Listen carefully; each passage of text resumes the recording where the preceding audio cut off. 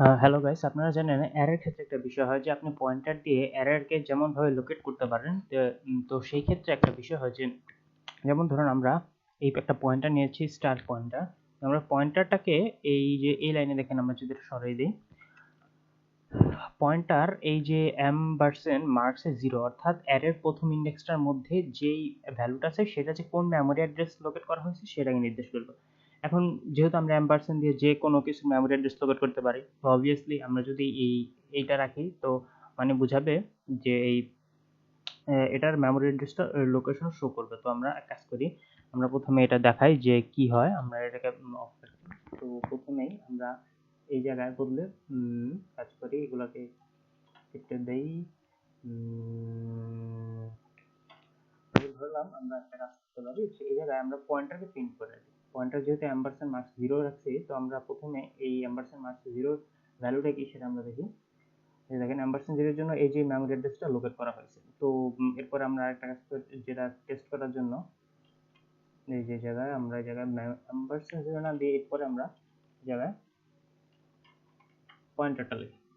যেহেতু আমরা পয়েন্টারকে এম্পারসেন্ট লোকেশনটা দিছি, তো মানে পয়েন্টার ইকুয়াল টু এটা দিছি, এর মানে তো সেই লোকেশনটাই পয়েন্টার দিলে এই লোকেশনটা প্রিন্ট করে দেখানোর কথা। এবং দেখেন এক্স্যাক্টলি জিনিসটা প্রিন্ট করে দেখাচ্ছে। কিন্তু একটা এখানে মজার বিষয় হইতেছে যে, যদি আমরা একটা কাজ করি যে এই এম্পারসেন্টটা ছাড়াও যদি আমরা পয়েন্টারকে লোকেট করে দিই, যেমন এই জায়গায় যা হইতেছে বিষয়টা, আমরা এই জায়গায় কি করলাম, এম্পারসেন্ট ছাড়াই এই জায়গায় মার্কসটাকে লোড করে পয়েন্টার ইকুয়ালস টু মার্কস লিখে দিলাম। এবং সেই হিসাবে তো আপনারা মনে করেন মার্কসের ক্ষেত্রে যে আমরা জেনারেলি এম্পারসেন্ট ছাড়া যা দিই, তাহলে তো মার্কসের ভিতরে যে ভ্যালুটা, অর্থাৎ এই আমরা মার্কস যেই অ্যারেটা নিছি এর মাঝখানে যে ভ্যালুটা সেটা শো করতে পারবে, সেটা শো করার কথা, ঠিক না? তো এখন আমরা এবার যদি এটা চালু করে দেখি, প্রোগ্রামটা রান করি, এবার কি হয় দেখেন তো। দেখছেন, এইবার কিন্তু পয়েন্টার এই জায়গায় মেমোরি অ্যাড্রেসটাই শো করতেছে, কিন্তু ভ্যালুটা কিন্তু শো করতেছে না। এই যে ভিতরে যে ভ্যালুটা ছিল মার্কসের ভিতরে, সেটা কিন্তু শো করতেছে না। আবার সুন্দরভাবে দেখেন, আমরা খুব সুন্দর একটা কাজ করে দিতে পারি। এই ক্ষেত্রে যদি আবার এখন এই জায়গায় একটা কাজ করলাম, এই জায়গায় ইন্ডেক্সটা দিয়ে দিলাম। ইন্ডেক্সটা দেওয়ার পরে কি হয় দেখেন, এইবার কিন্তু ভ্যালুটা ইস্যু করতেছে। এমন কেমন হইতেছে, আমরা যদি এর জেনারেলি তো আমরা যদি এম্পারসেন্ট ছাড়া যে কোনো কিছু লিখি আর কি, তখন তো ওইটার মাঝখানে ভ্যালু দেখায়। এক্ষেত্রে এমনটা হইতেছে না কেন? আমরা কেন এম্পারসেন্ট ছাড়া মার্কস, যেটা আমরা এখানে কি পাইলাম, তাহলে তাহলে আমরা এখানে পাইতেছি দেখেন এম্পারসেন্ট মার্কস যে জিনিস, আবার শুধু মার্কসও এমন জিনিস, এই এমনটা হওয়ার কথা না। তো এমনটা হওয়ার কারণ হইতেছে, যখন আমরা সাধারণত অ্যারের ক্ষেত্রে কি হয়, আমরা অ্যারে ডিক্লেয়ার করি। তো অ্যারে ডিক্লেয়ার করার পর, যেমন ধরি যদি আমরা একটা অ্যারে ডিক্লেয়ার করা হয় অ্যারে ইকুয়াল টু 5, তখন কি হবে, মার্কস ইকুয়াল টু 5 তে 1 2 3 4 5, আপনি যদি এগুলো প্রিন্ট দেন, আমরা যদি মার্কস ইন্ডেক্সটাকে 0টাকে প্রিন্ট করি, তখন তাহলে সেটা 2 শো করবে। 1 কে প্রিন্ট করলে 25 শো করবে, যেমনটা আমরা একটু আগে দেখলাম। তো কিন্তু এখন আমরা যে আবার যখন এম্পারসেন্ট দিয়ে প্রিন্ট করি, এম্পারসেন্ট এটা প্রিন্ট করলে কিন্তু এই জায়গার অ্যাড্রেসটা, যেমন একটু আগে এটার মধ্যে যেটা শো হয়েছে 64,022 সামথিং, এটাই শো করবে।